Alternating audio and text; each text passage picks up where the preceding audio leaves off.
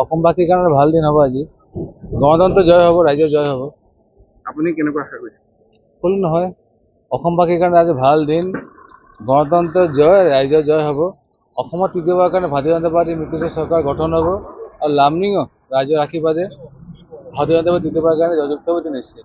কিমান ভোটত জয়যুক্ত হ'ব বুলি ভাবিছে? এইটো কোৱাটো টান, উচিত নহয়, জিকাটো নিশ্চিত। প্ৰত্যাহ্বান আছিল নেকি এইবাৰ? বৰ্তমান বুলি কথা নেই, অপজিশ্যন থাকিব, এটা দল থাকেই, তাৰ কাৰণে নাথাকিলেও ভাল নালাগে নহয়। এটা বিৰোধী দলটো থাকিবও লাগে, কিন্তু চৰকাৰো হ'ব, লামডিঙো জিকিব সেইটো নিশ্চিত।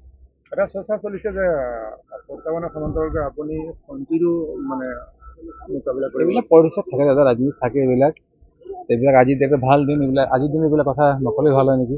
ঠিক আছে। যিকোনো খবৰৰ বাবে যোগাযোগ কৰক আমাৰ এই নম্বৰত 9181 307 221।